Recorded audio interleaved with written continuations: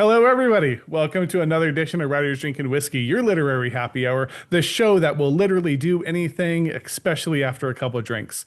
I am your host, Wayne Marhensi, and today I am really honored and delighted to have author Jeff Wise with me. Jeff, welcome to the bar. Thank you very much. Thanks for having me. It's an honor. Yeah, I'm super excited about this. So let me give you I'm very theme oriented. So I'm going to give you the tasty notes version of a bio versus the cliff notes, which is what, normal people that aren't drinking all the time say. Right. But feel free to add anything or correct me if I get anything wrong. But so you're a journalist specializing in aviation adventure psychology. You have two novels, The Taking of MH370 and Extreme Fear, The Science of Your Mind in Danger. Not novels, though. Oh, Nonfiction. okay. Nonfiction. Okay, I'm sorry. I'm Yeah, it's okay. so used to talking to fiction writers. Okay, That's fine. two That's books. fine. They have the rich. They're as richly evocative as novels, but they're just true. That's Very not. true. They're not richly evocative. They're very fact based, but that's fine. They're books. They are actual They're physical books. books. They're Yeah, yeah, physical books. Yeah, there we yeah. go. And then you wrote a column for Popular Mechanics, or maybe you still do. I'll try anything. Which was Don't still where do I it. Did it for a number of okay. years. It was pretty awesome. Don't do it anymore. Okay, very cool. So you had that, and then as in some notable life things I picked up from stalking the old website here is Yeah. you mentioned majored in evolutionary biology at Harvard, and you like to bike, run, kayak, and fly small planes and gliders. So this will be Yes. so my dad, who I like to call Captain Bill. Is where I'm the seventh William Hensey. My son's the eighth, so we're No not real creative. way. Wait, when did number one live? Number one was William Hennessy in Ireland. And I would have to look back. I know my mom's traced the genealogy of it back. But there's actually four of us around right now. There's my son, me, my dad, and my grandfather still. He's mid 90s, but he's still with us. So we've got What about four cousins? William I mean, Henseys. are there multiple lines? They like, do other, Not yet, Although my nephew named his son Liam, and I don't think he realized it at the time, but I'm like, I realize Liam is actually Irish for like William, like that's a name, that's a version of William in Ireland. So right, I'm like, so you did kind of name him after me, of course, not any of the other Williams, but right. yeah. But yeah, so my dad's a pilot, and I think he has a Cessna. He still has it. He hasn't Oh, flown for a really? while, but yeah. So Good I for him. went He out. has his own Cessna. I'm very jealous. Yeah. So Did you go flying with him? As a kid, did you go flying around with him? for sure. So more like young adult, because he didn't have it when I was a kid. He was an aerospace Oh, engineer, and so he was working a lot. And then we're in. for who? Who do you work for? Oh, he worked for, well, TRW was one. They got bought by, I think, Northrop at one point. At the end, he was working for, they live in Palmdale, so he was working for Plant, I always get the number wrong. Is Did it you go Plant up in the 42? valley out there? I did. I grew up in Palmdale. Yeah. Since I was seven Wow. to we moved. I'm in Glendora now, my wife and I, but until we moved here and bought the house. So on the other side of the San Gabriel Mountains, I was a desert rat. I was, Did you know grew up in Burt Palmdale. Rutan? And, no, it doesn't ring a bell. What is it? Burt Rutan was like one of the most famous aircraft designers of the Oh, 20th okay. century. He designed the plane, among other things, that flew around the world Oh, okay. in Very one cool. go. Mm-hmm. He's very, very famous. He's very famous in like people who love like innovative aircraft designs. I was Sure. just at Oshkosh. I was at this air show, and he designed a plane called a Long Easy, which is it looks like a backwards plane. It has like a canard in front. It's very strange looking, but Right. it's a Burton. We're way afield. It's okay. The drinking does things to you. So was Well, there we haven't anything else for started you? yet though, so that's a bad sign. Well, I If mean, we're already off that's track. We haven't I even don't know. started. It's debatable whether I Oh, ever you stopped. started Yeah, already. yeah. So, well, I'm saying it's debatable if I ever stopped. It's just, Oh, I where get does it. it I stop get and it. pick up again? You're pickled at this point. So actually, was there anything as far as the bio goes, anything else you wanted to mention, or did I just about kind Well, of hit the I bullet would points? mention that I have a podcast. That's probably the most important thing to know about me, Okay. apart from the URL, which is findingmh370.com. I'm sort of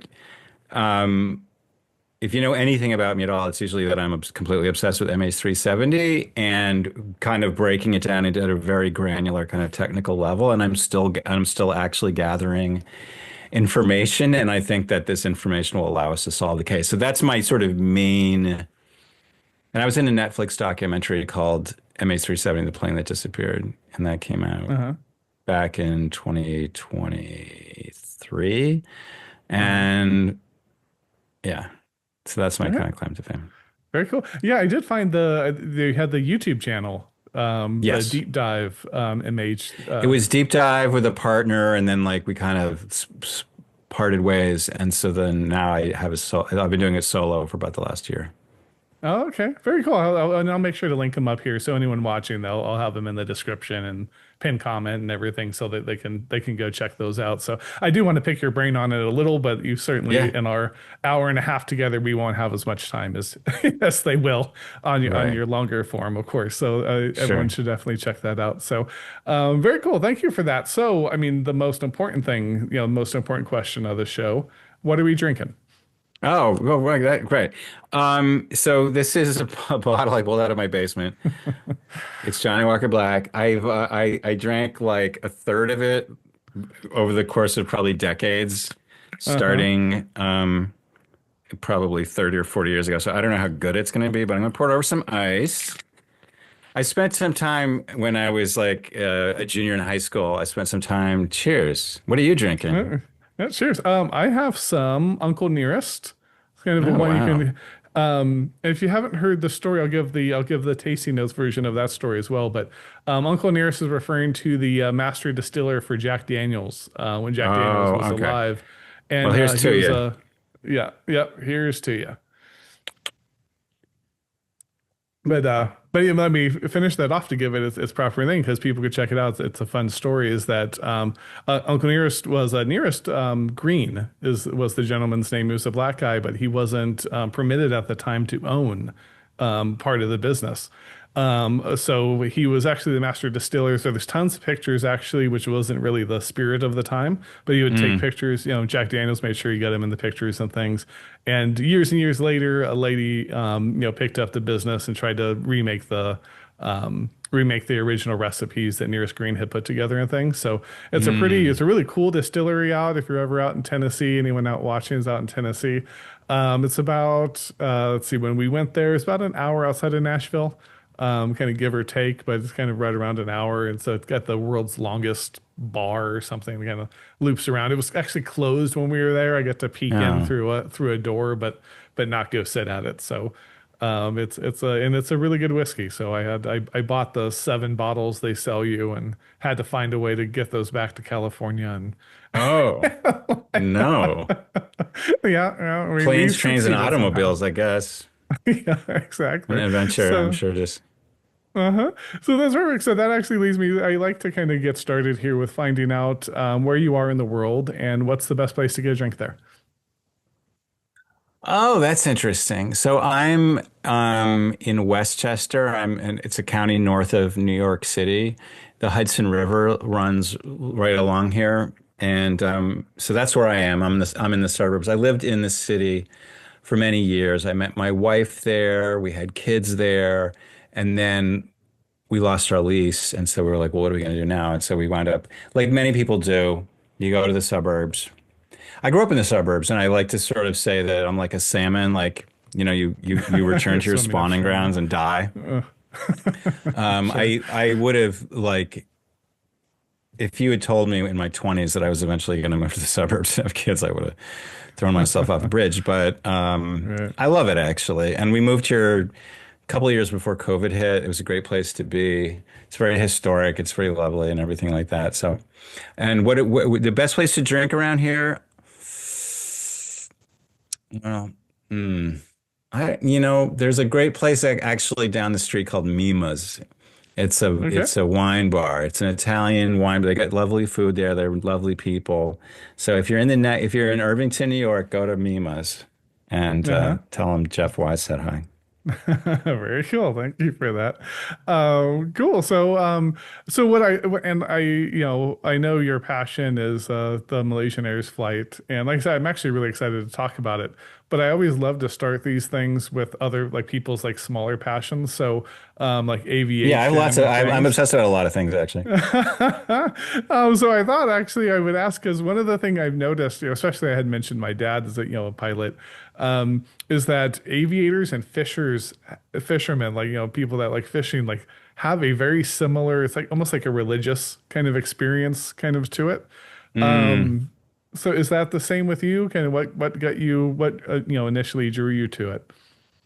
Funnily enough, that you should say that it was fishing. Actually, I was Really, doing a that's funny. story for Travel and Leisure magazine about luxury fishing outfitters, and they will take you to a remote stream, uh, in remote Alaska, and the only way you can get there is by landing on the beach in a little Super Cub. And so I flew out there. I spent a week doing all that, and the fishing was just absolutely sick. I mean, these salmon were running, and they just like all they wanted to do was like they're not really feeding anymore. I don't know why they're going after lures, but I guess they get very aggressive, and they'll take a lure just out of sheer cussedness. But so anyway, you're just constantly pulling in these massive, beautiful fish. And anyway, I went back and I found myself fascinated by the bush pilots.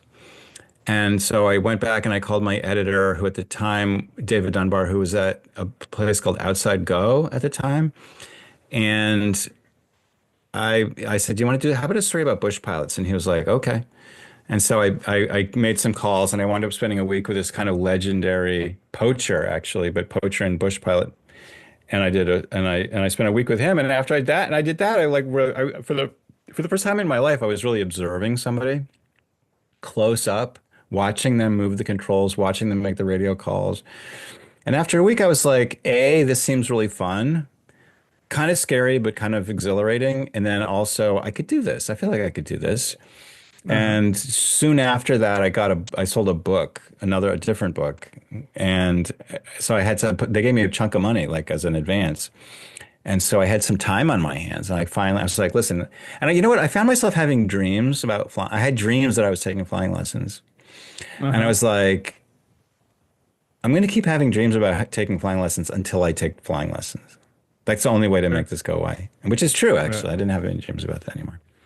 Mm-hmm. So that's what happened.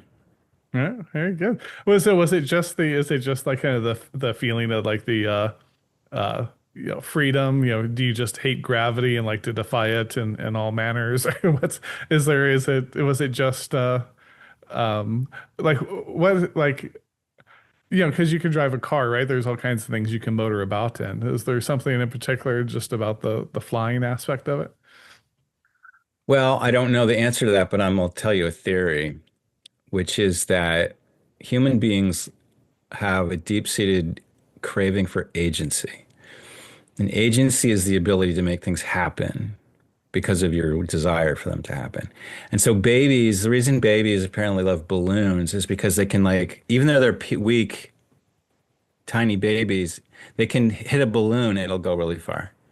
Uh-huh, sure. The unofficial title, the secret title of Popular Mechanics, the editor-in-chief, Jim Meggs, told me, was Men in Control of Powerful Objects.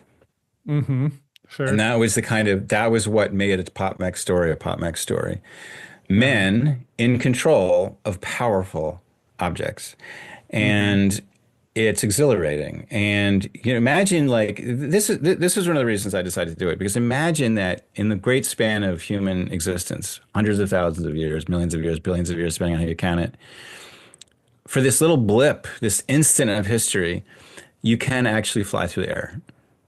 Mm-hmm. Never been possible before. And now you can do Sure. it. So it's kind of amazing that people don't do it. Like you could fly through the air and you don't. That's Right. pretty wild to me. Right. And so it's every time I go flying, I have a little bit of a pit in my stomach because I do feel like I could potentially die. So I'm going to be very careful. I'm going to think about what the safety things are. But then after I come down, I always feel very, very happy and relaxed, and everything seems good. Uh-huh. Sure, sure. Did you ever fly the ultralights? I have. I mean, Uh-huh. I've been in them with. with people. I took the stick. I've actually had stick time on like a lot of different things. Gyroplanes, P-51. I mean, I flew in a MiG-21, but I can't remember if you let me take the stick or not. I have Zeppelin. I actually have a logbook with Zeppelin time in it. Very cool. Very But cool. like ultralights, I did a week long powered parachute course, powered paragliding for popular mechanics. Well, I had a column called "I'll Try Anything," and it was like a gift from God because I would Uh-huh. basically think, well, like, what's a fun thing I could do? And I'd be like, hey, Jim and Dave, can I go do this thing? And they're like, yes. So I got to Right. like go spend. I made an igloo with Eskimos and spent the night in it. Uh-huh. We got to fly all these crazy things, and yeah, hydrofoils and all kinds of things. Right. Very cool. No, I'm glad you mentioned that because that's actually where I kind of wanted to start with the I'll try anything because it seems so.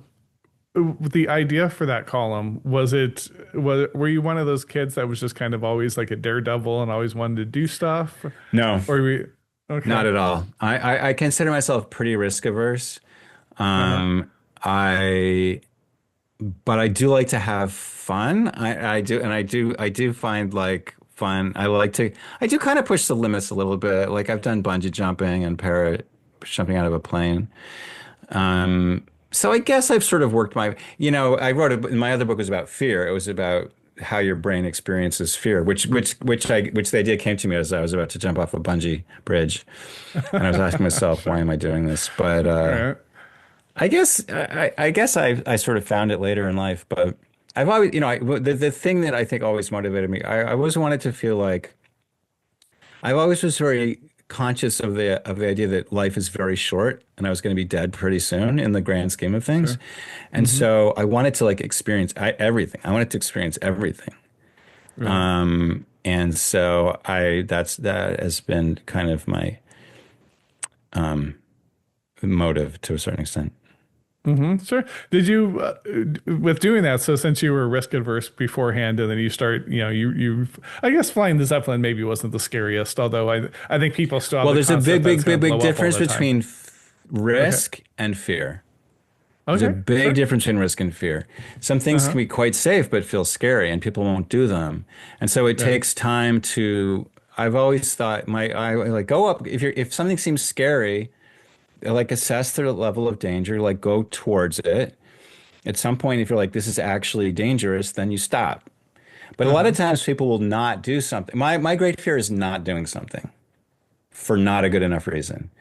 And so if something's like, I don't want to go to this country. I've heard it's dangerous. Well, like, read up on it, learn about it a bit more, maybe go to the capital where it's safe. And like, once you're there, inevitably it doesn't seem that dangerous. Mm-hmm. And you can like, just, approach the thing that seems scary and then reassess. And usually you find yourself, the whole thing was overblown.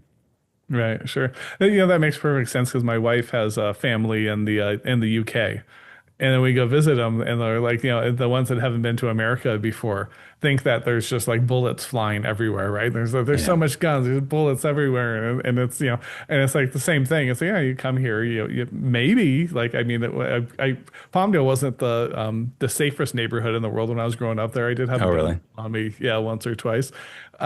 But in all the course of my life, and that's been many years ago, and that's probably me also putting myself in bad situations.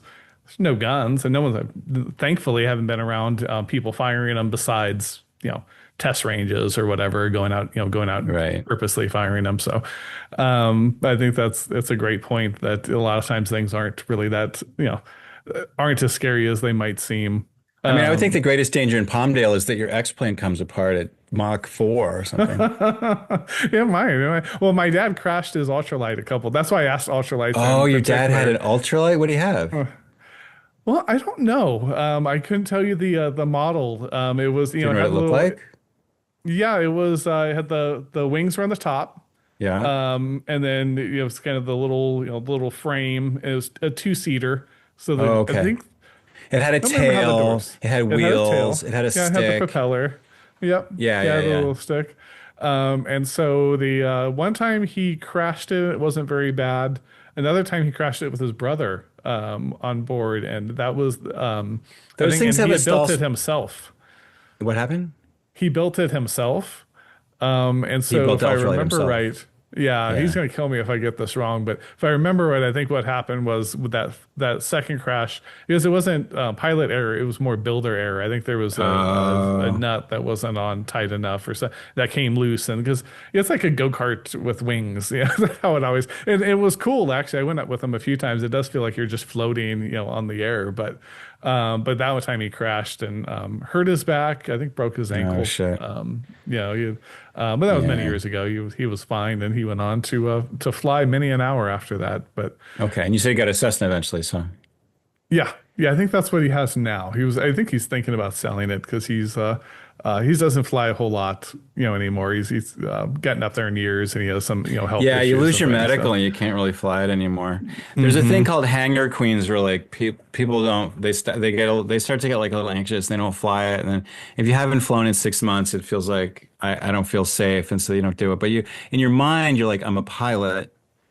I have a sure, plane. I'm a pilot, and then if I right, sell it, I won't be a pilot anymore. It's very psychological. And unfortunately, there's an airport I go to a lot, and there's a plane that's been sitting there for like at least 10 years. Like the tires are flat, the paint's crap, and they uh-huh, call it a hangar queen. It's kind hmm of a sad thing because planes are like kind of sure. in short supply, so it's a shame when they die like that.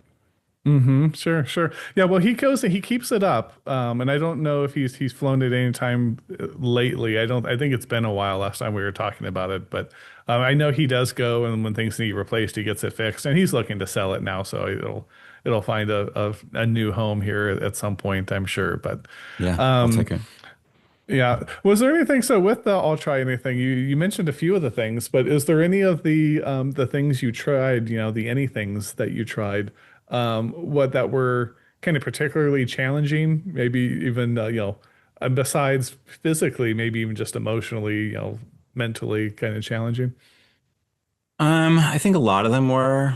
Um, there was one.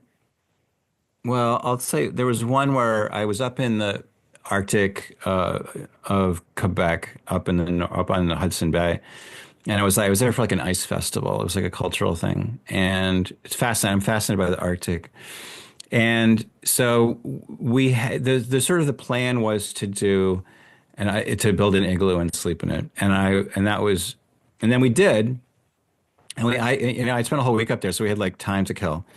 And they were like, "Do you want to go dry suit? Do you want to dive onto the ice in a dry suit?"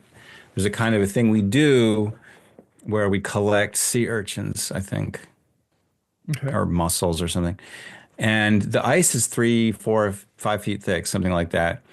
And I hadn't dived in a little while, so I don't know, I was a little bit, I wasn't 100% confident in my skills.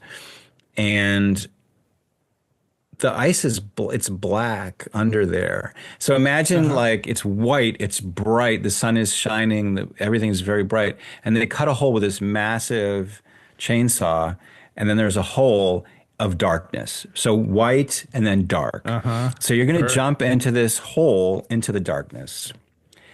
Right. And that seemed to me like a very scary undertaking. I was having Sure. slightly palpitations.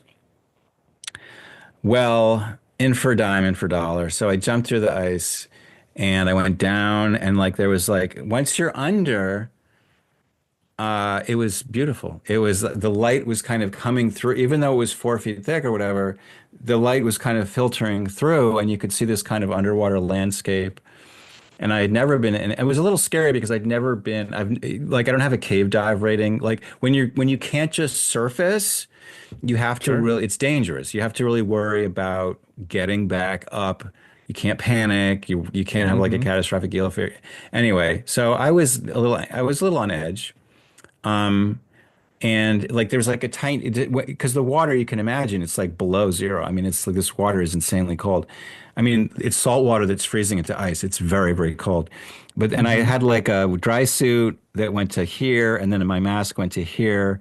And so there was like a hairline gap between the two of them. And I got like an ice cream headache just from like that one little speck of skin that was Sure. exposed. Yeah. But the guy I was with, an Inuit guy, he got like a pinpoint leak in his suit. And you can imagine, so we were down there for like 10 minutes tops. Uh-huh.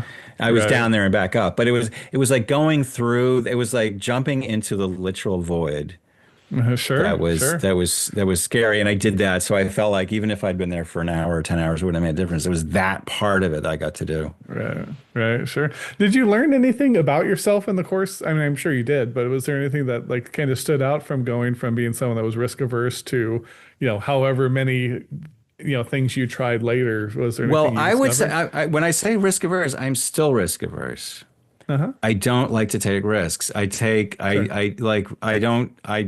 I'm careful, I think, when I fly. If it's too windy, I will, cancel and stuff like that. So I'm still risk averse. Um, in terms of learning about myself, you know what? It might sound strange, but I hadn't even thought about that before. Uh-huh. Sure. I think I'm a fairly introspective person, but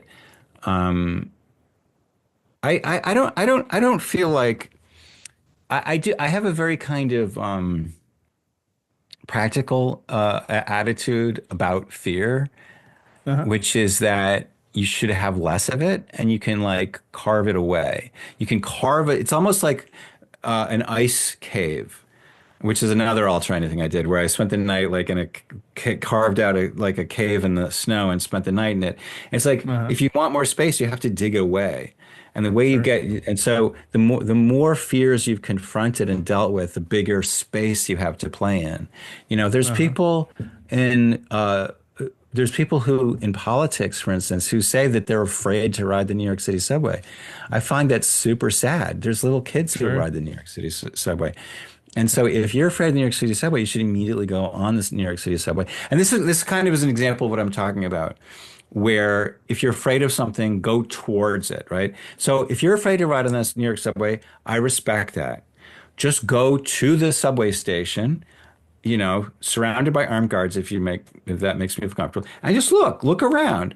Are there people acting threatening to you? Or are there businessmen carrying briefcases and kids carrying school bags? You know what I'm saying? You just vibe out Sure. the situation.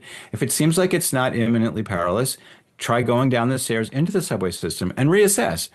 Are there people with AK-47s?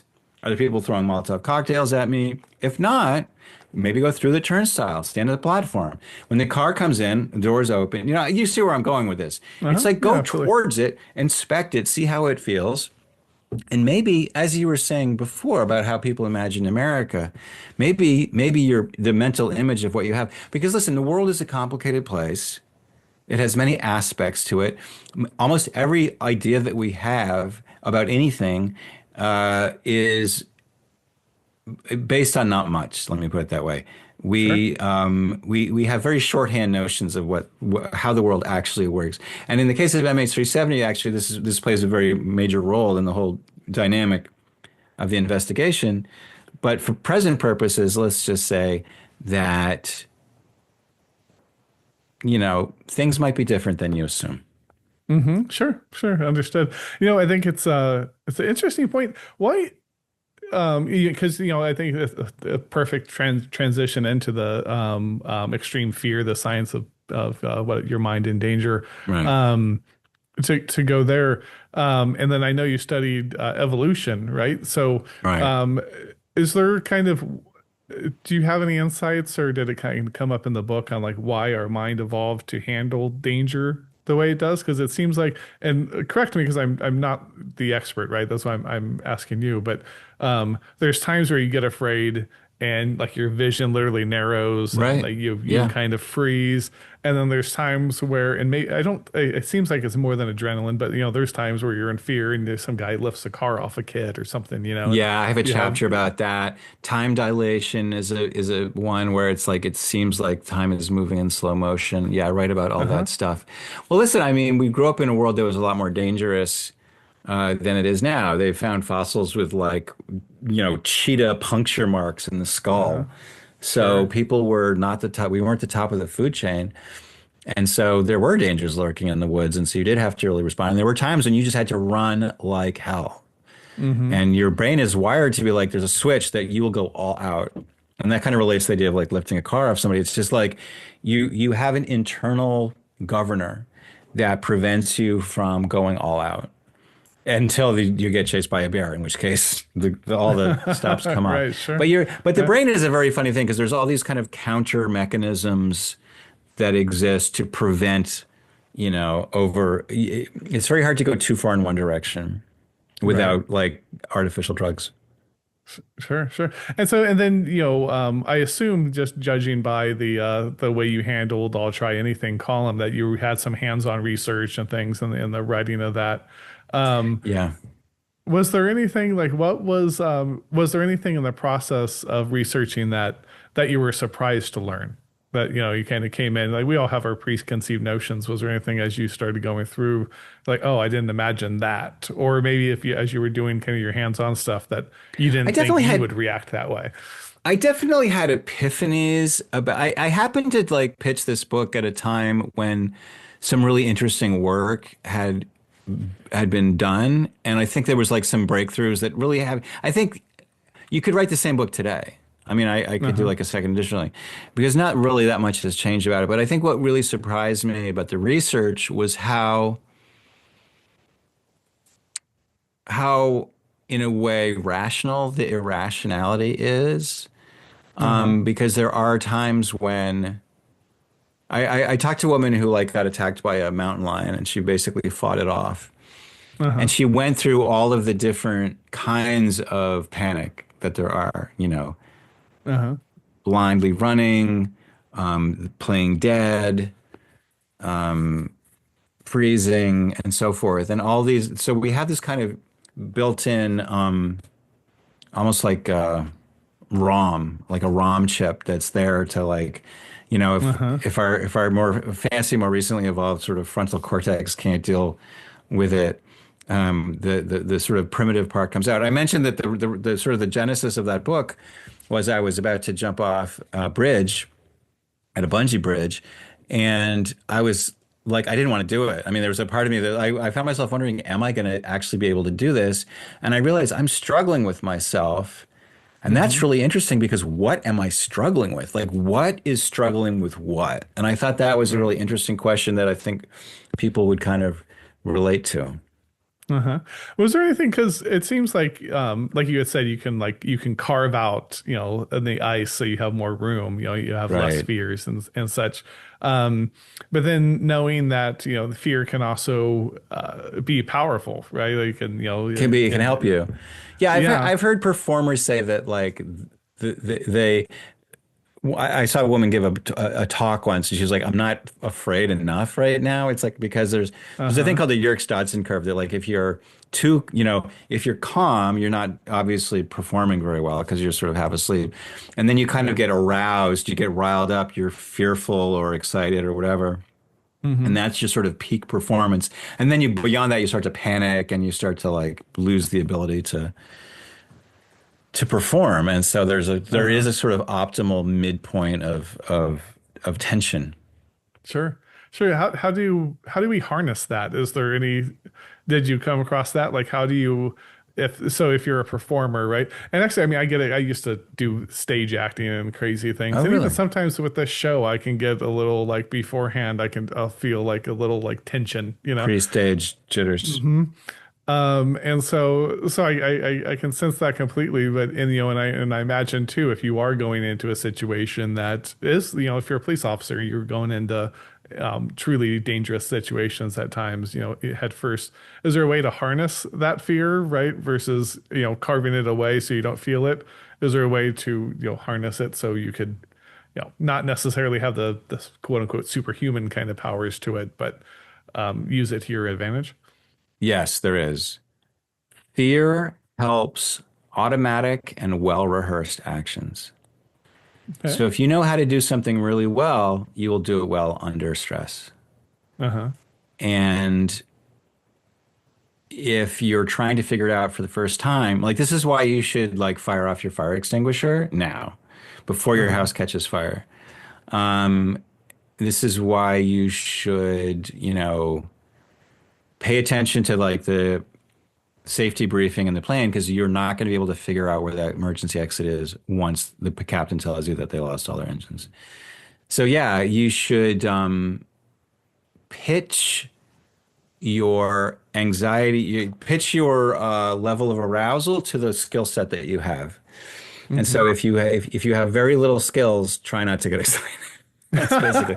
But if you know that it's going to be really Right. important, and Uh-huh. you've gone on stage, it's like know your lines, Right. right? If you Right. know your lines, and I did actually for the book, I read the Laurence Olivier was a great example of this. He had famously had stage fright, and he overcame it.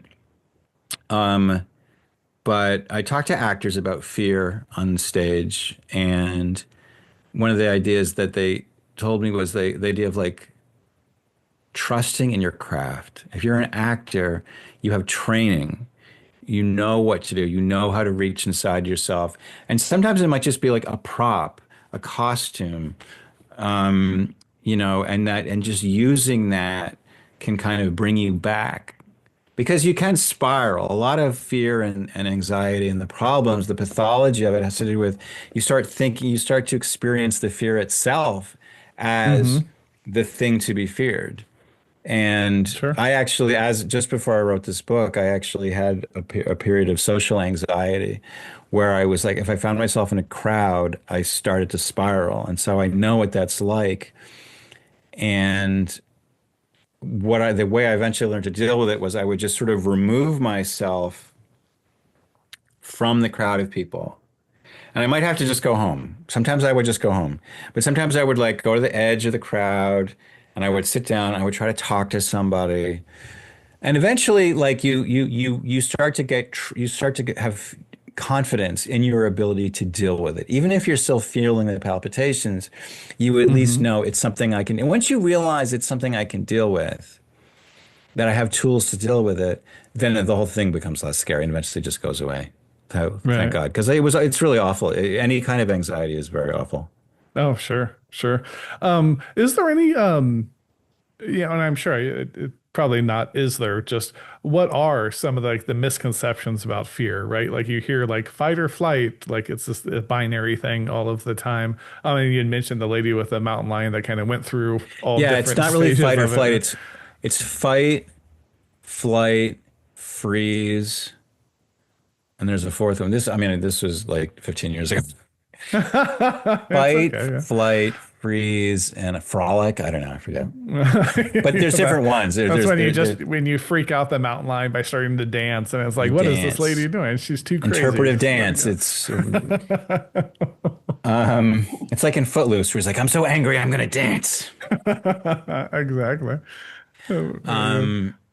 So yeah. But there's Yeah. no, I mean, people should definitely read the book. It's called Extreme Fear: The Science of Your Mind in Danger, Uh-huh. and it's quite like it's very fast moving because I feel like it doesn't really need to be over explained. But I think Right. people can relate to all these things. There's so many different ways that fear manifests in our life, and I try to like deal with all of them.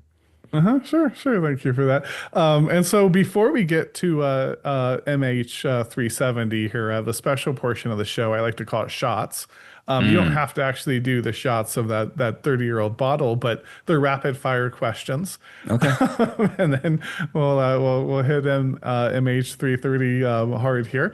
And I like to start them with trivia. Now I'm going to have a Okay. leaderboard for everyone on the show, and I never, instead of quizzing you people that come on things that I know you know about, I find something like a degree or two of separation away, or maybe Okay. just completely separate. Okay. In your case, instead of aviation, I thought we would talk about the original aviators and my favorite form of aviator, birds of prey. So we have a few questions Okay. on hawks, eagles, falcons here. Are you ready? I'm ready. All right. So, what bird of prey has the fastest diving speed of any animal on Earth? Falcon. Can you be a little more specific? It is a falcon, worshipped by Um, the Egyptians. um, Wait, what did you say? It's worshipped by the Egyptians, this particular falcon. Oh, Osiris. Is it Osiris, the falcon god? I All think right. so. I think that I was mean, listen, I think I'd have to, I would sit, I would sit here for 5 minutes and go like, I was on a show called Win Ben Stein's Money. Oh, okay. And Yeah, yeah. I got to all the way to the final round where I was trying to win Ben Stein's money. Uh-huh. And I did okay, but they asked me what's it called when you hit a home run with the bases loaded? And I was like, oh, I know it. And I finally said grand Those are slam, the but I wasted words. so much time trying to think of the word grand slam. Right, right. So we'll give you half points for it. It's the peregrine falcon. Is the type of Uh, falcon. all right. And they apparently can go up to 240 miles per hour. I In their believe it. stoop when they go, and they're to knowledge they're the fastest known creature to have ever existed. So Until Chuck Yeager. yeah, that's true. That's true. All right. So number two, in Norse mythology, which god was associated with birds of prey? What god in Norse mythology? Thor? So it wasn't Thor. It might have been Thor's parents. Loki. Let me run through the ones I know. Bird of Prey. Wait, first of all, the only Norse gods I know are the ones that have they have the days named after them. I mean, you have Uh-huh. to give them credit for that. I mean, nobody Yeah, yeah. worships them so much anymore, but they got the days of the week, which is This really, is I think, true. an achievement. Yep. So Wednesday So is one of them. Freya for Friday. I'm gonna say Uh-huh. Freya. Is that her name, Freya? Okay, that's actually that you nailed it. So Odin did have two ravens, but Freya she possessed a falcon cloak that you could Of course transform she into did. a falcon, and Loki would often borrow it for his Uh, schemes. I Um, would not underestimate a Norse goddess. I think that you better you better mind your P's and Q's. very true, very true. True or false? Eagles mate for life. I think they seem like they mate for life, but they don't actually. That's my take on eagles. We actually So, I like to kayak on the river here, and the eagles have really uh-huh. come back. I see bald eagles all the time. Oh, really cool. So do bald? I think you sort of would expect them to, but I'm gonna say no. I bet they're actual No, jerks. so it was actually true. So they typically Oh do mate man. until one of This is them what passes away. this is what you get from like living in New York City and you become jaded and cynical and you just don't really have faith in anyone anymore. Right, right. But I'm gonna go lurk in the river and find a cheating eagle and I'm gonna come back and be like, That I see, I know. Yeah, told you not to exactly. trust those Uh-huh. eagles. Make sure you get video. We'll show it on here and be like, I was wrong. Yeah, look at Um, this. this culture uses trained eagles to hunt wolves, foxes, and even small deer. And the tradition of this has continued for thousands of years, they think at this point, They use eagles to hunt wolves. to hunt wolves. There's That's actually pretty videos you metal. can find it. After this, go on YouTube and find them, and there's videos of these eagles Of hunting eagles wolves. grabbing wolves. Hmm. That's gonna be my new hobby because I think that's pretty butch. But you can give me What do you any do for a a hobby? Well, place in the I used to do crochet, but now I do eagles hunting wolves. And I play bass guitar in Van Halen. right, right, That's what I very do. good. That's who I am. And I worship That's Norse gods. very true, very true. Um, you're asking me what culture does that? Yeah, you can give it kind of the Hillbilly? general place. The hillbilly. Appalachian, I'm gonna say.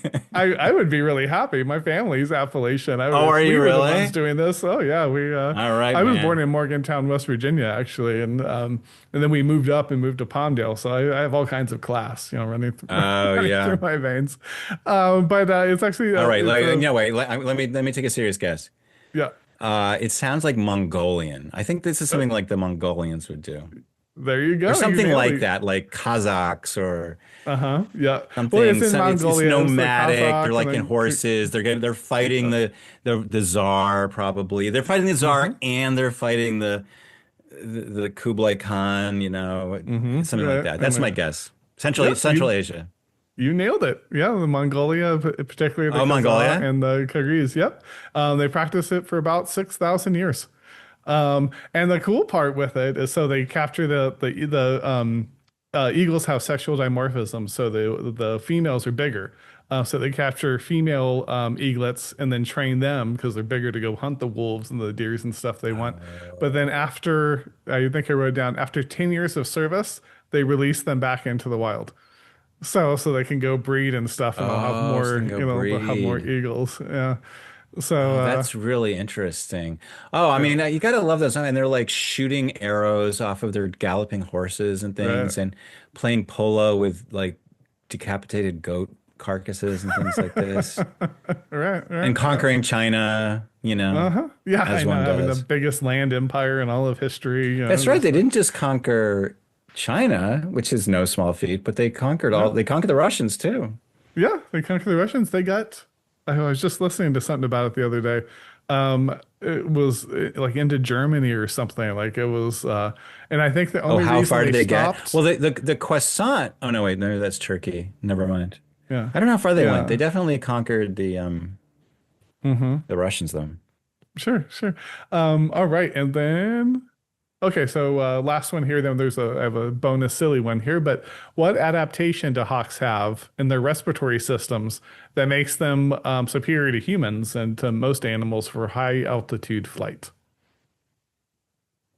Hawks? Mm-hmm. Oh, yeah, all of them. I've heard that Eagles too. I don't know if this applies to hawks specifically, but I have heard that birds have a weird respiratory system where the air basically flows in and kind of goes around and comes out. Mm-hmm. Is it like You that? They don't nailed it. actually breathe That in is and it. out. They actually kind of breathe continuously. Yeah, it's like they're kind of, well, let's see, I have it. It's a unique respiratory system. The air sacs allow for one-way airflow through their lungs. Um, Wow. so it goes through, and they've been known to, migrate over the Himalayas. So they've migrated over That's crazy. 29,000 feet, just roaming about. And then our bonus question here, which is, just a wild guess one because it's just based on my life experience. So I once Okay. pulled off over on an on-ramp to the 10 freeway, which kind of goes through I know the downtown 10. LA here. Yeah, so the 10 freeway, I once pulled over on the side of an on-ramp to stare at this bird and take pictures while my family sat inside the car, like, staring daggers at me. What type of bird was it? What bird did you pull over on the 10, Uh-huh. risking your family's life to Don't stare take at their it? side. Don't take their side with it.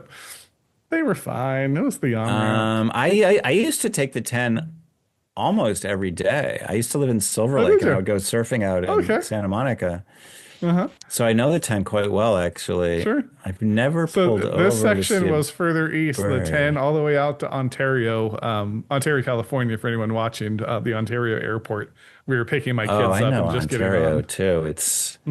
It's agricultural. It smells of manure, and in the best Not possible so way. much anymore, I'm not actually. dissing Ontario, but I Yeah. do remember it had a Oh, yeah. particular aroma to it. No, no, they did. They keep moving all the farms further east. So Oh yeah, Ontario, Chino, and all those areas right. that did have the cow fart kind of like just permanent smell, or it's moving further Oh, you east. saw like a condor, I bet.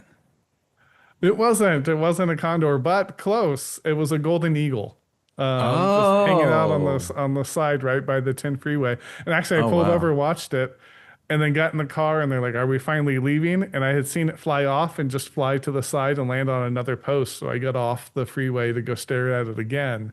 And then it got Wow. too close to a couple of red-tailed hawks nest, I'm guessing, because then they start just bombing it. They're just mobbing it and they're screeching. And Wait, the for hawks were mobbing an eagle? uh-huh, yeah. Wow, I've never So they seen that. if they can the smaller birds, if they can get over, you see it sometimes with hawks with little Well, I've birds seen like pecking them and stuff. sparrows mobbing like hawks, but I've never seen hawks Hmm. mobbing a bigger bird. Oh yeah, yeah. That's Those two red wild. tails coming, and then that eagle sound from the movies is actually red tail hawks. So that Right. I knew that. kind of thing. That would be a good trivia question, actually, Yeah. because That's that right. I is, should have thought of that one. Yeah, yeah. yeah, Next time. yeah. Maybe it's too well known. Um, I knew that one though. Maybe that's too well known. moving on from the trivia here. What's the biggest risk you ever took? The biggest risk I ever took. I remember there was a week where I was doing a story about this guy named John McAfee, who is now dead. I did actually another thing we haven't talked about. I executive produced a documentary about John McAfee called Gringo. It was on Showtime in 2016. But in the course, I spent like 10 years like tracking this, like reporting on this guy, like figuring out what was going on with him.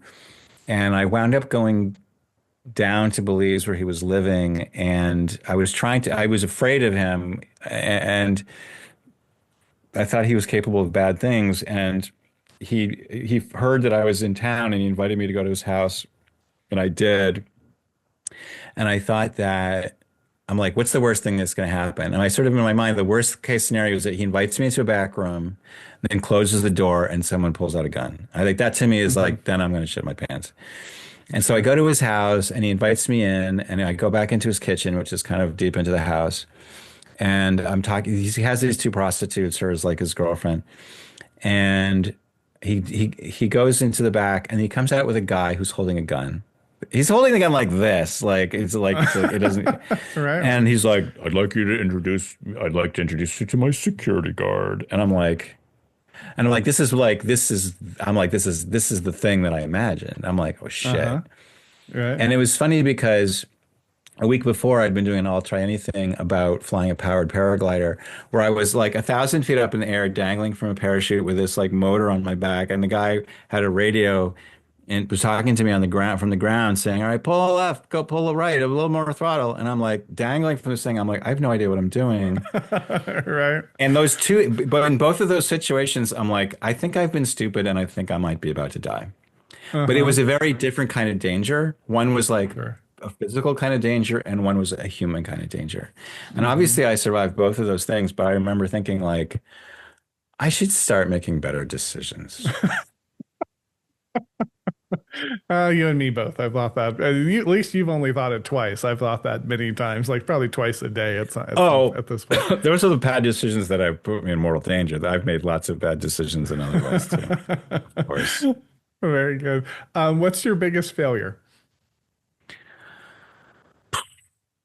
Biggest failure. Well,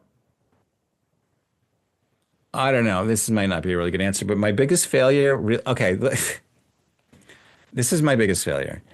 Um, I have failed to convince people that something really bad is happening. We can talk about this will kind of emerge. Okay, this will Yeah. emerge as we talk. It's kind of a long story, but to make a Okay. long story short, I feel like a whole bunch of bad things could have been avoided, like epically bad, like historically bad things could have been avoided if I could have just convinced people of what happened to this damn plane.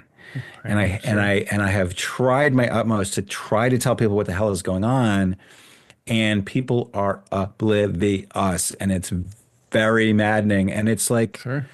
you know, oh God, I'm blanking. Never mind.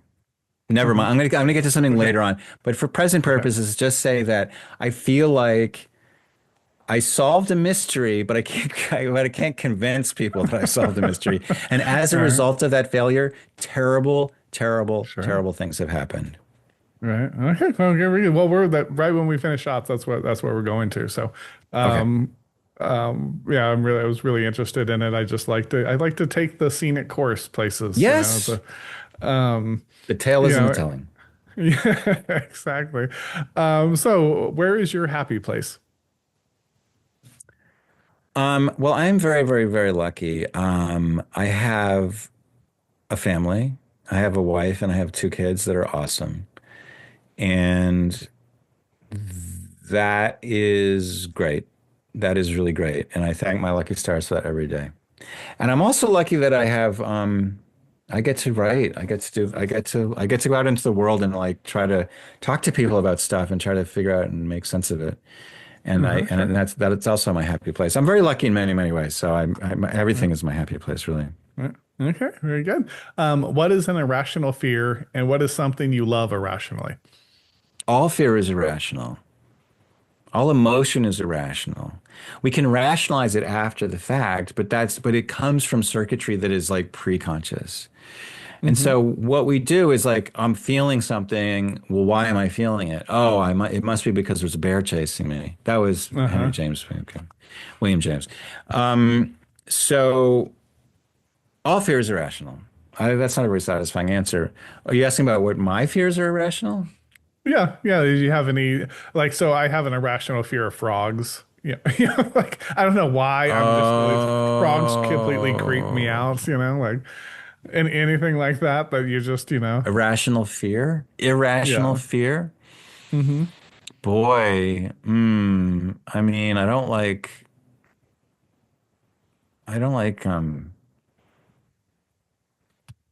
what's that stuff that's made with basil and garlic?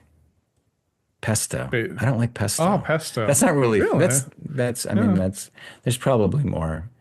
I mean, I hate heights. I mean, I hate like Sure. going to the edge of a balcony on a 10-story building and looking at, it's funny, I don't mind flying at that altitude, but I don't just like Uh-huh. looking out over the balcony railing.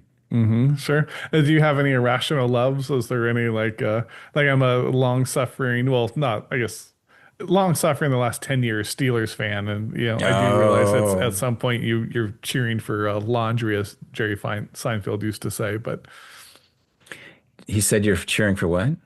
laundry. The Oh, players change, everything changes, and it's just the laundry, uh, and it's very true. It's very true.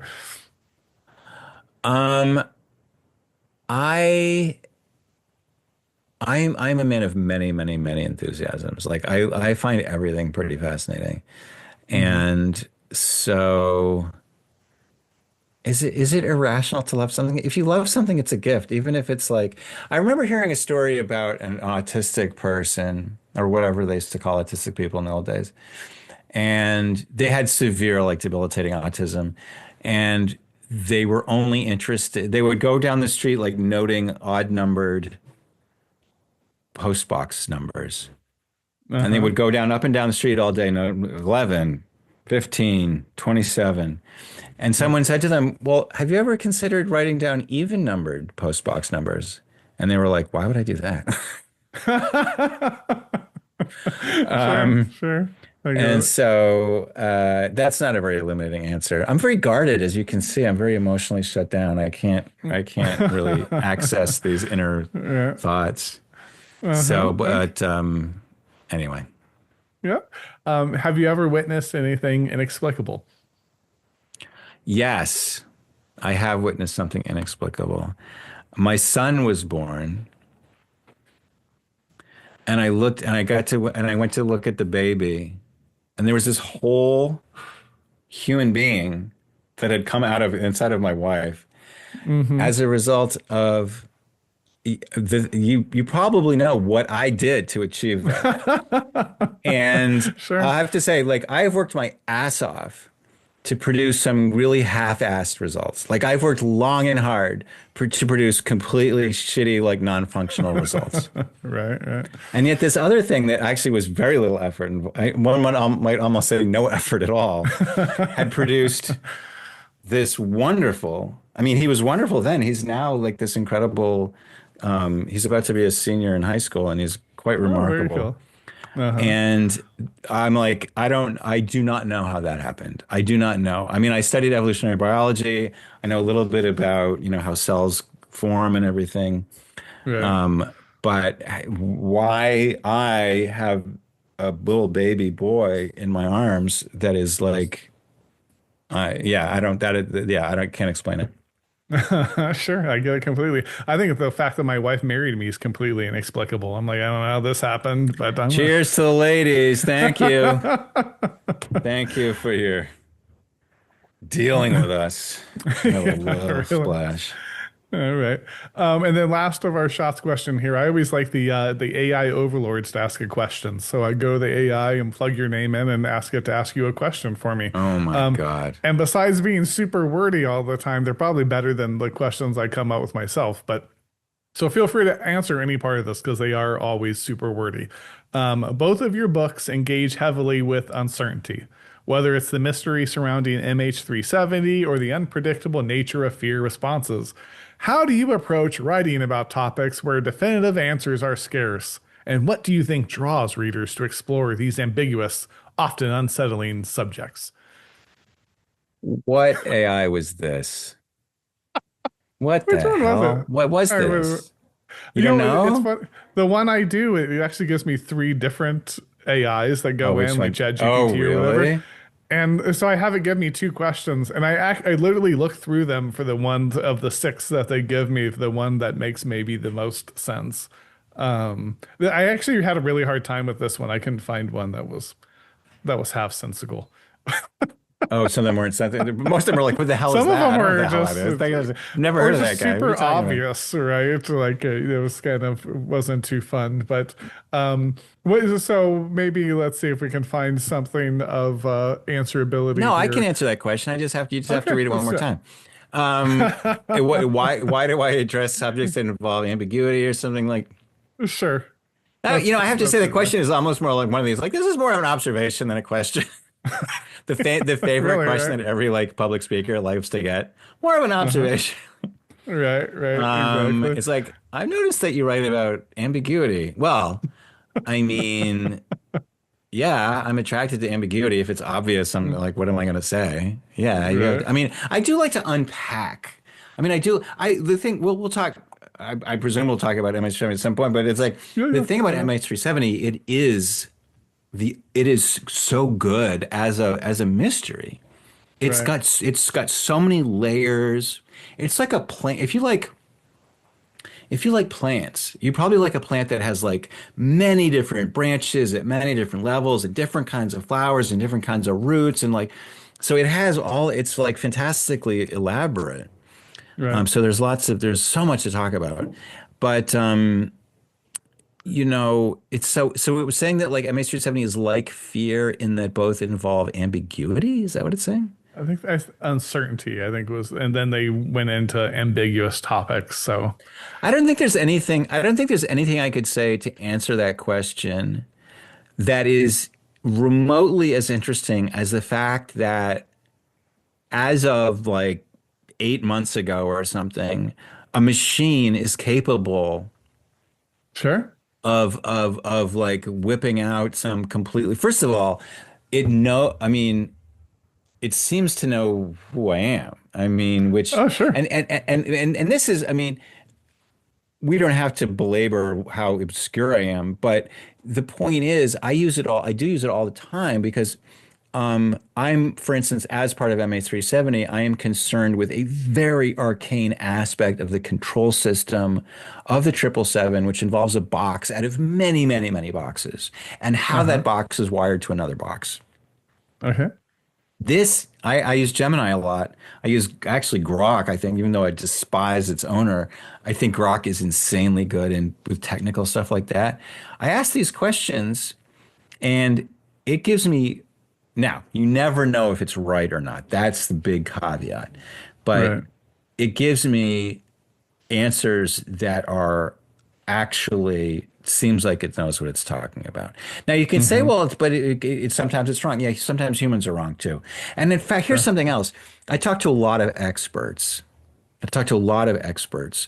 And the thing about a human expert that a chat GPT or something will never do is and this will get into the earlier thing that I was complaining about before. A lot of people just won't answer. They won't engage. I'm like, can you tell me about how this thing works? And they're like, I no, you shouldn't. It's like it's over your head. Right. Right. And yeah, people do not want to answer my questions sometimes because they can tell where I'm going with it and they don't want to go there.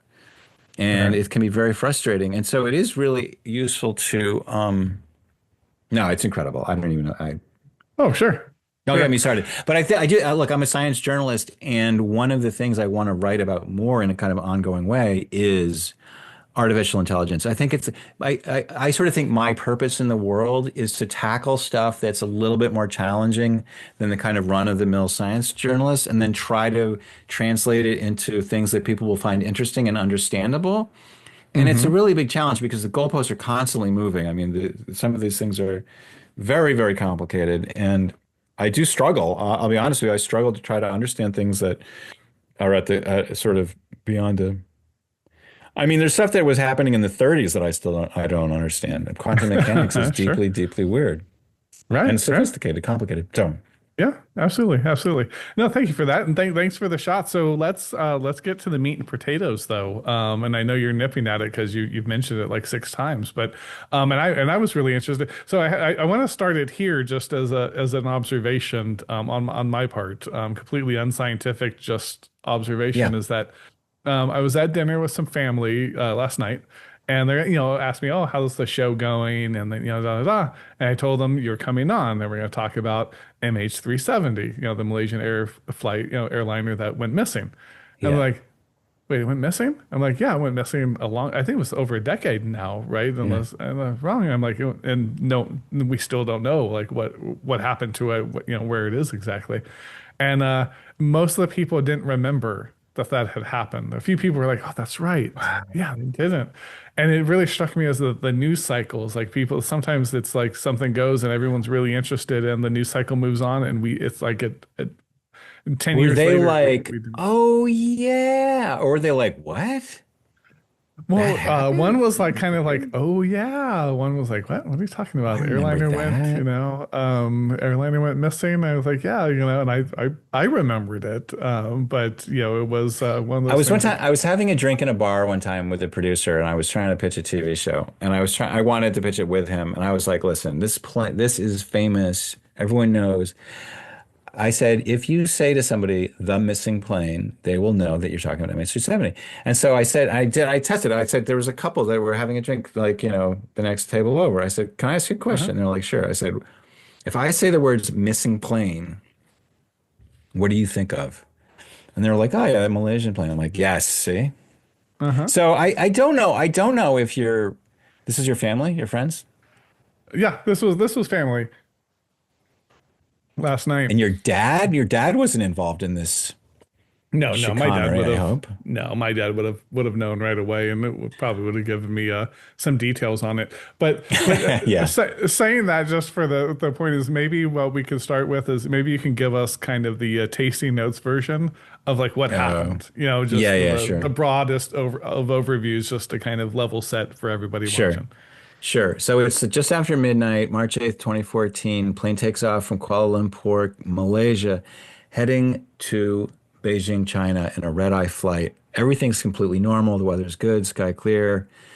Flies out over the South China Sea, passes the last waypoint in Malaysian airspace called Gari. It's an invisible waypoint, just a navigational formality. And as it does that, instantly, like within seconds, it goes dark on screens. But nobody notices because they've already said goodnight, Malaysia. They've said goodnight to the Malaysian air traffic controllers. They haven't yet said hello to the air traffic controllers in Vietnam. So nobody's paying attention.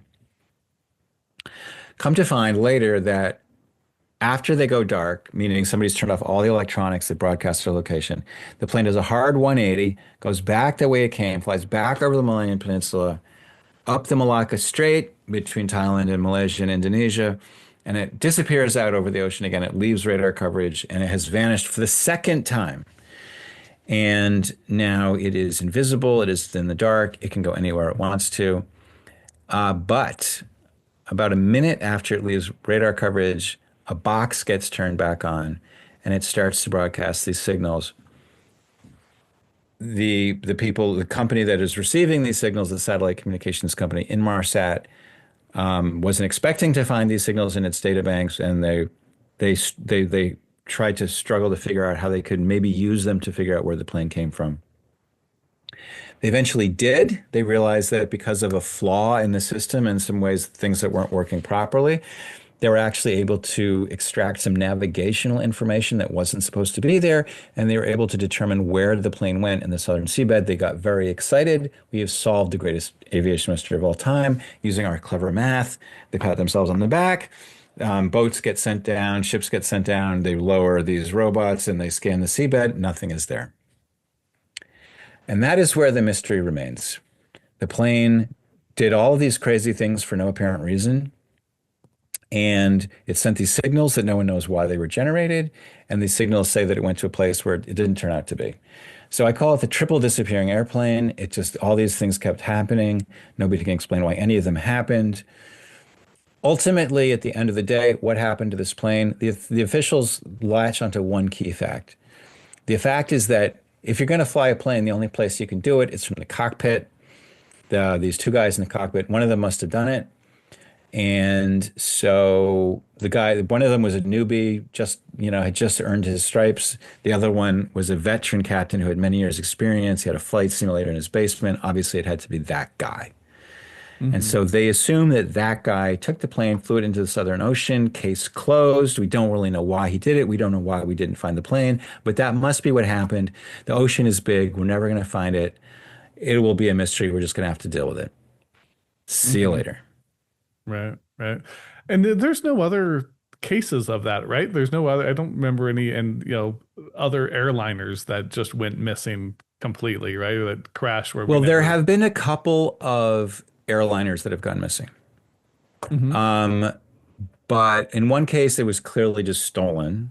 There's another one where it might have been stolen. It might have crashed in the ocean, but it was a long time ago. And so they're not quite as mysterious, right? Uh-huh. Because people tend to think of MH370 as the plane that disappeared, the plane that vanished. It did much more than vanish. What it did was like a whole bunch of things, Hmm. none of which really make any sense or add up. And so it's a much deeper and more interesting mystery than just disappearing. Like Amelia Earhart flew out over the ocean. She didn't know where she was going. She was a terrible pilot. The ocean is huge. She really had no plan B. Hmm. It's quite unsurprising that she vanished. MH370 is weird, weird, weird.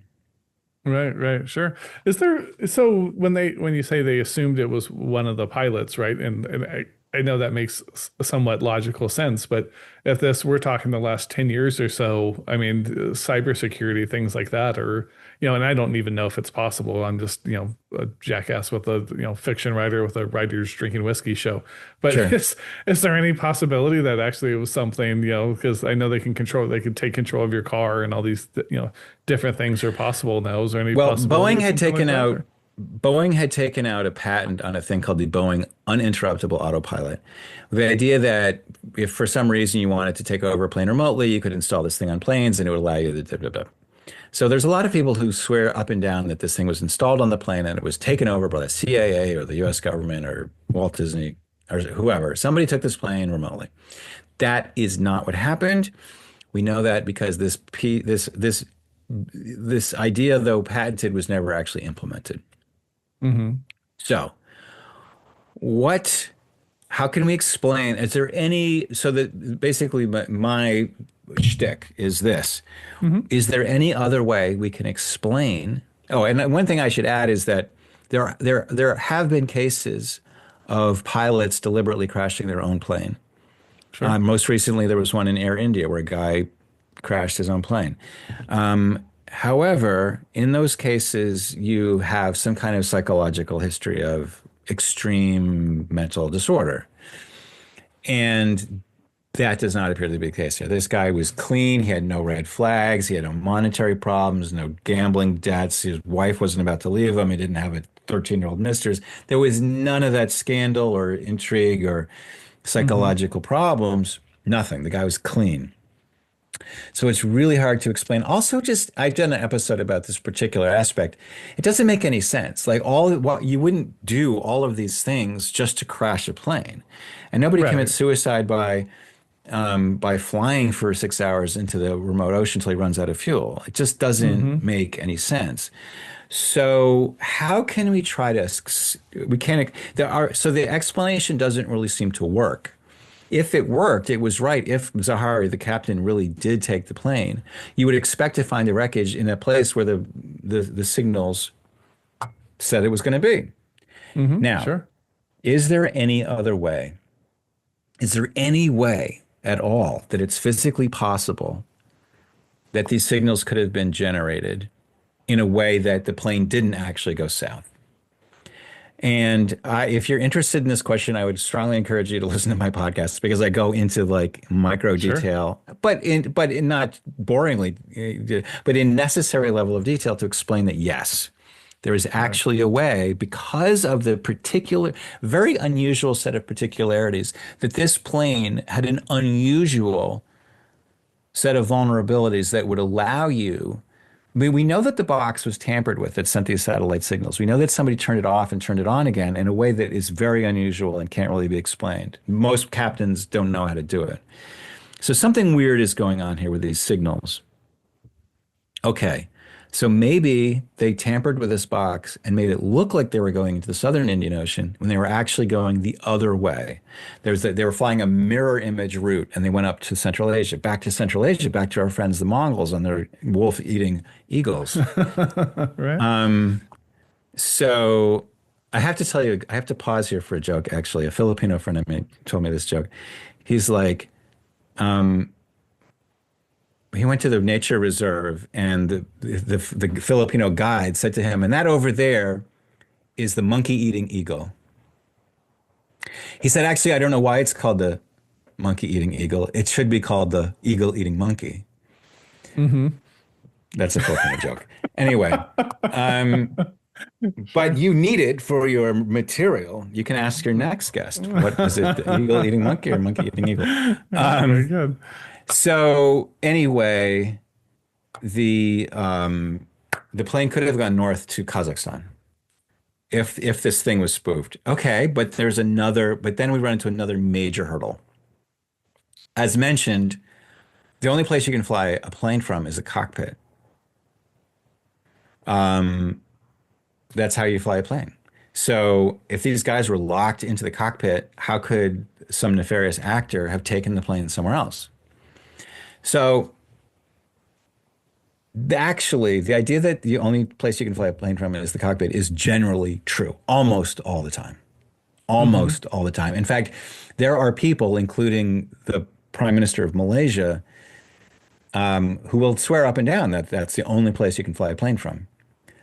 However, there is one kind of plane that has a hatch at the front of the passenger compartment that if you open it and go down into it, you will have root level access to all of the computers that run the plane. This is Boeing's first fly-by-wire plane.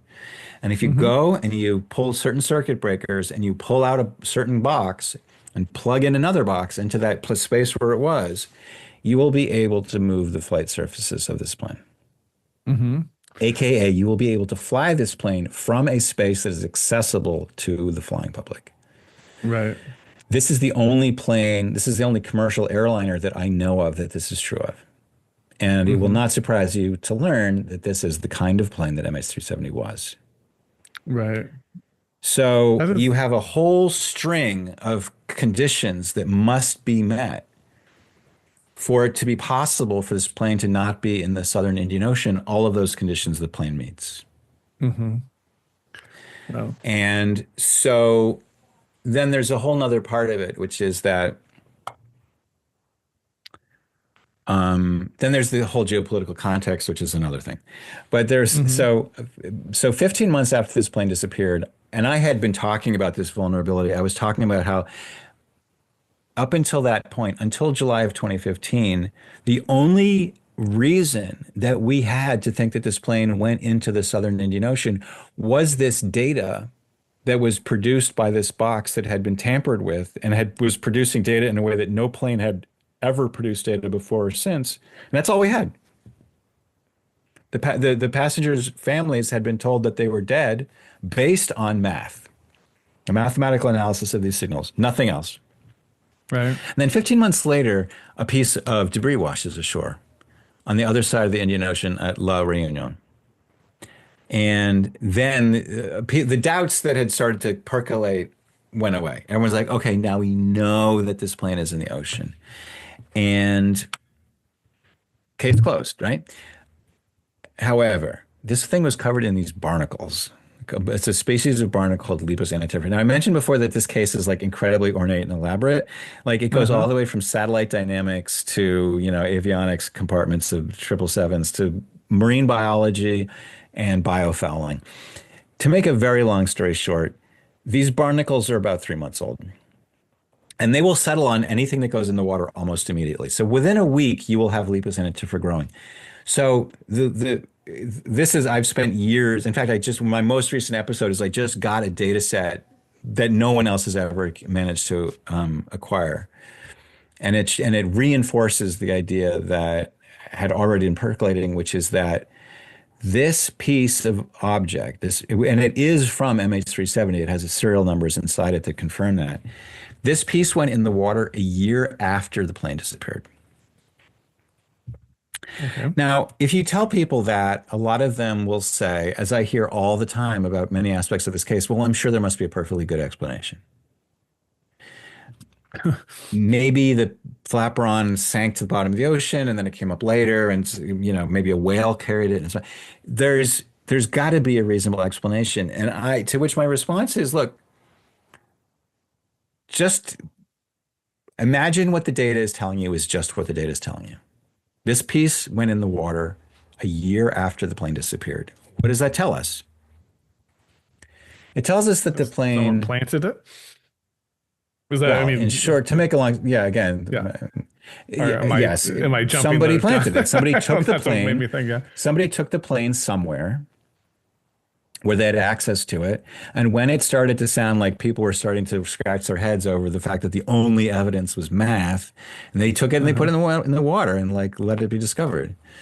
Sure. And there is, I mean, I'm open to other explanations. I just can't think of any other explanation, and nobody has explained it to me. Hmm. So I think we have another set of evidence that this plane isn't in the southern Indian Ocean. It was hijacked by somebody who knew A, how to infiltrate the electronics bay and take over control of the flight surfaces, and knew how to spoof the Inmarsat data, make it look like it went south when it really went north. Now, this seems almost, no, I will be clearer than that. This seems impossible to a lot of people, including the people who are in charge of the investigation. And this is, you asked me before, my great regret, Sure, what, sure. look at this is the whiskey talking. What is my great regret? My great Right. regret is that I have been unable to get other people to take this idea seriously because the Hmm. implications are really profound. It has two implications, two major predictions, I think you could say. The first prediction is that the plane will not be found on the southern seabed because it isn't there. Now, when I first went public with this idea in 2015, that was considered ludicrous. Everyone knew, the Inmarsat scientists said that the plane was south. It was only a matter of time before it was going to be found. So when I said that, it was actually pretty scary. We talked about fear and things being scary. It was scary. Hmm. Sure. I've said it felt like my ass was hanging out the window. I could have been proved wrong at any time, but I wasn't. Yeah. Okay. The second prediction is that some very, very, very sophisticated and very, very, very ruthless people were out there trying to create harm. And were doing so in a way that the authorities not only couldn't solve it, but were unable to even grasp the possibility that it was a malicious act. And so basically, it's not just that your front door is unlocked, it's that you don't even have any concept of robbery. Right. We are completely vulnerable to some really bad people, Hmm. and that these bad people are out there and will do bad things. And you asked me what my regret is. My regret is that I failed to warn my culture, my society, my country that some really bad people were coming for it. And they did come for it. And they took it over. And my country has been ruined. I mean, my Rome has been sacked by barbarians. This sounds like a crazy thing to say, but I feel like a Roman citizen who was able to tell the emperor, the barbarians are going to sack Rome, Hmm.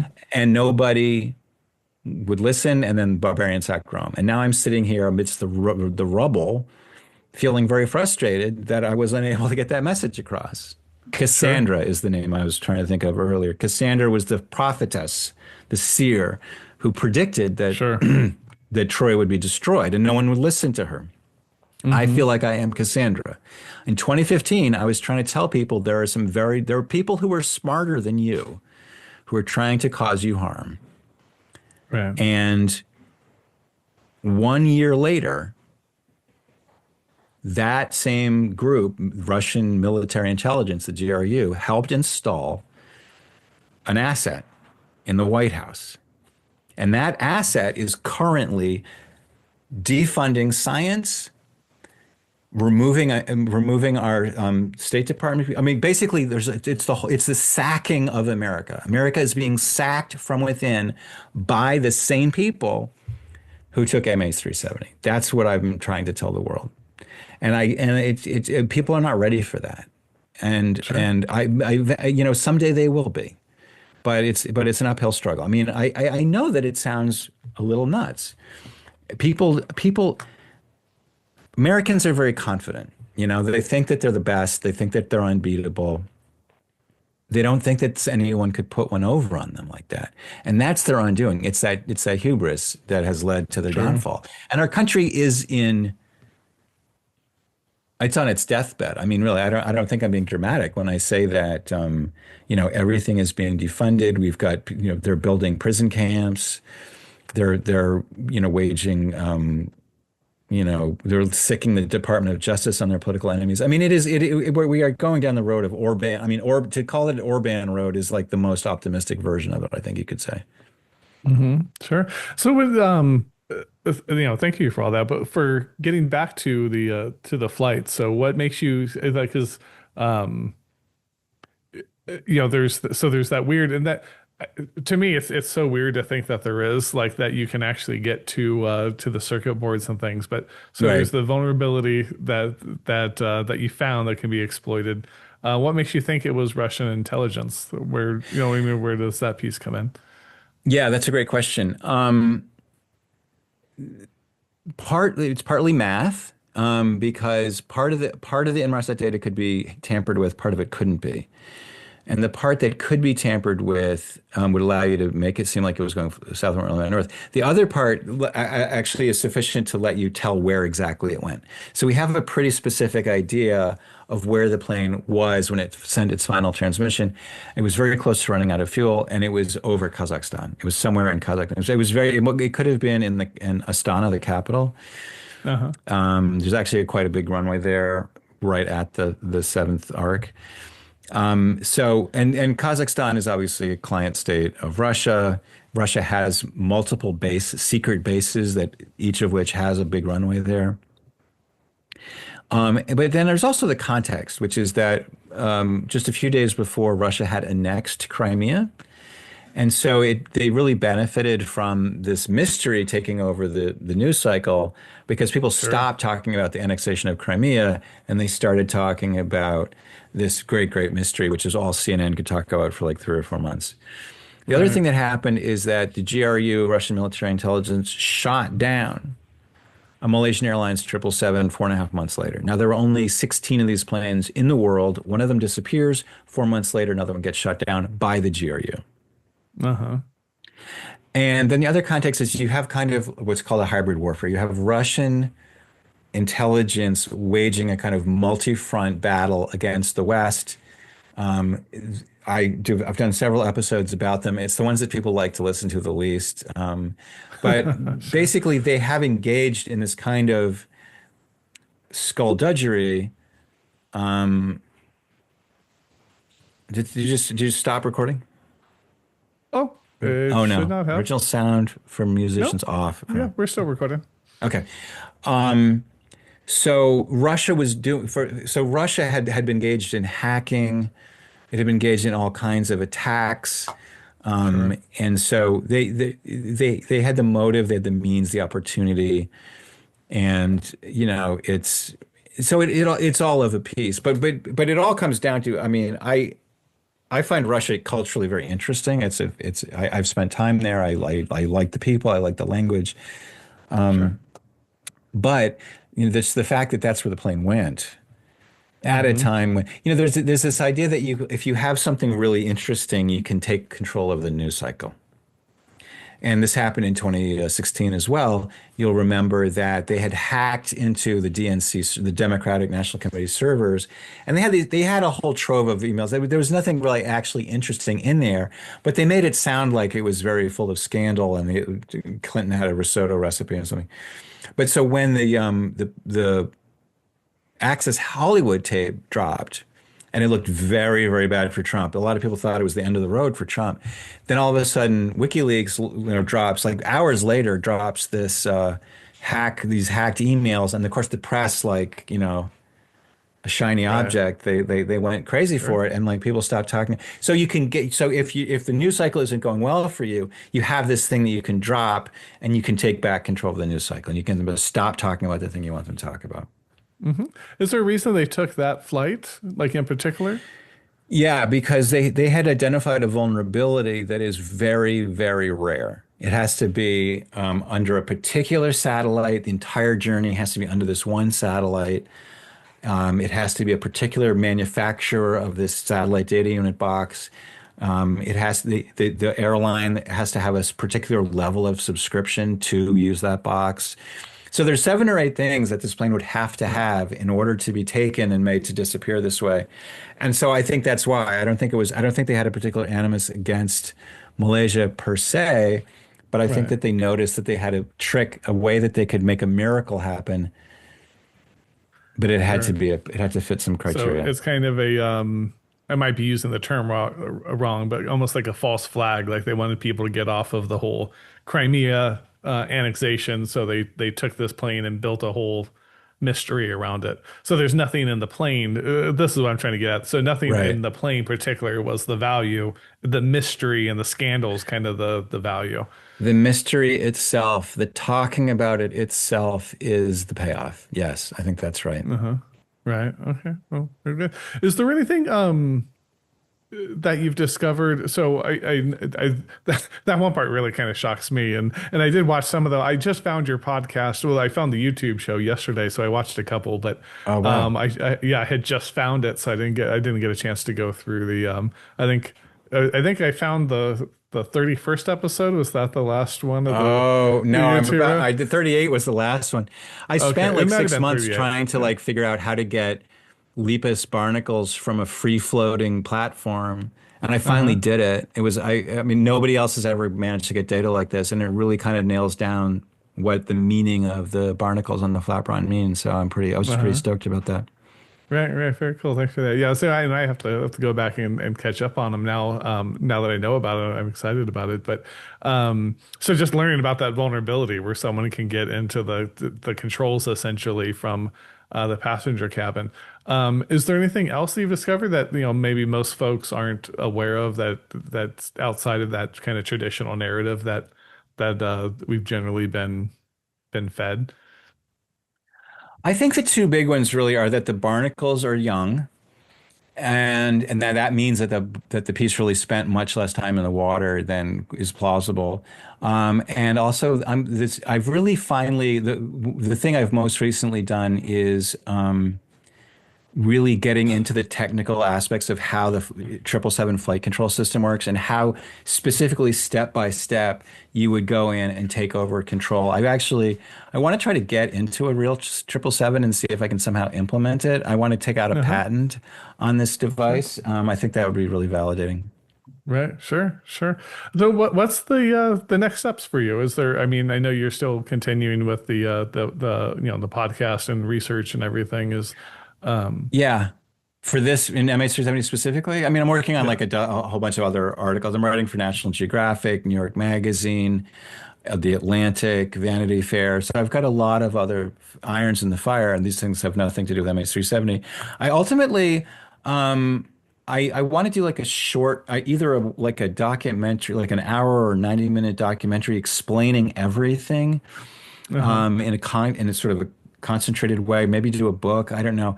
Because I think that like I mean, I've done like 80 episodes. It's too much. Like people need less.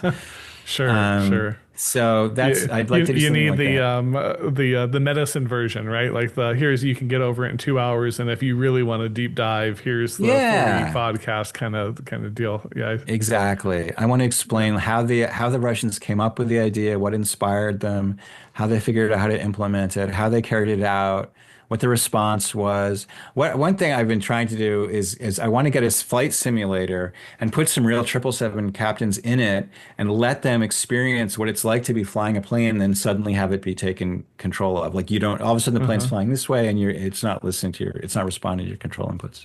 Uh-huh. Sure, sure. That'd be interesting. Awesome. Well, thanks. I know we're a couple minutes over time here, so and I know you're on the East Coast, so I want to be gracious with your time. But thank you so much, for coming on. This was a real honor to get a chance to talk to you and pick your brains on everything. So we talked a bunch about the plane here at the end, and you talked about what was next for that. What is next for you? And if people want to learn more, I can link up the website, but what's the best place for them to find more of you? Well, if you go to jeffwise.net, I tend to post like article stuff about my other articles. It's like kind of a mixed bag. I write about like a pretty wide variety of stuff. Um, but I have a piece that's coming out in the Atlantic tomorrow, actually, about books. It's a book review about books about aviation. So, Oh, okay. but if you go to jeffwise.net, there'll be more information about that kind of stuff. Okay, very good. And I like to say it's last call. You don't have to go, but you'll have to restart the video.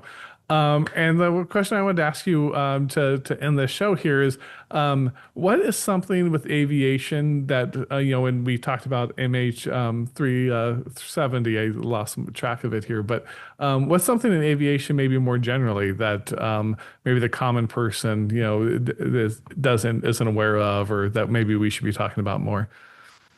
I did an article for New York Magazine about how planes were hacked in flight over Washington, D.C. And that had never happened before in the United Uh-huh. States. I think that is really remarkable. I think cybersecurity of planes in flight is going to be an increasing issue. And it really kind of shocked me that that really didn't get any pickup. I think people didn't quite understand the severity of what it meant. So yeah, Uh-huh. that's something I would point out. Oh, sure, sure. Yeah, I think everyone's got so used to just hacks, and it's like, oh, look, you have to sign up for my data's been hacked.com kind of stuff, and not realizing the real practical danger of it. So, Well, planes had um, to go around because all of a sudden they were getting these confusing readings from their equipment. And the amazing thing is, it turned out that the perpetrator was the Secret Service, the U.S. Secret Service. Now, why was the U.S. Secret Service right, hacking American airliners over one of the most, crowded airspaces? We uh-huh, don't know. We have no idea. right. Jeez. Okay. Well, thanks for that. I'll have to read that article myself. That's yeah. I always like to tell people that when you say someone's, oh, the American people, right? For one, it's not one giant monolith, but the Mm. the actual people are also separate from the government. So you're like, oh, in Russia, there's lots of great stuff there. It's also separate from Vladimir Putin and the government and who are the oligarchs that are kind of ruling things. So yeah, I see that completely. So anyways, thank you so much. Again, this Hey, it's was been my this was a real pleasure. blast. Yeah, and Thank you for thanks for having me. Give me an cracking excuse to open drink some the whiskey. yeah, yeah. We gotta get that 30 not 30. How old did you say the bottle was again? Was Probably it is 30 30 years? years old. Open for 30 years. Probably not. Yeah. I'm okay. Yeah. I'm still alive. Extra shot. Thanks so much for tuning in. If you guys want to find out more about Jeff, you can find his info in the description on podcast on YouTube. YouTube will also have it in the pinned comment, so you can find more about him and find more of his work at his website. And of course, if you want to find out more about me and more about my work, and I mean, frankly, like who wouldn't? Head over to Substack. You can find Pirates of Appalachia on there, along with all of these shows, building a great community there. And this week we are on chapter 27 of Pirates of Appalachia, Deus Ex Recastia. I can't even speak my titles. That's how semi-Greek they are. In this episode, we are back to Brickbreaker, and there's been an upheaval at his ones and zeros digital mining facility. So he's going to have to deal with that, and we're entering Gaia, and the kind of corporate overlord is moving in with Tidy Industries. So check us out there. You'll get the full chapter. You get some bonus blathering by me and a bunch of other fun stuff. So we would love to have you there. If not, just keep hanging out here. YouTube box will pick a video that it thinks you're going to love, and I'm sure you will. So enjoy that, and cheers, everybody.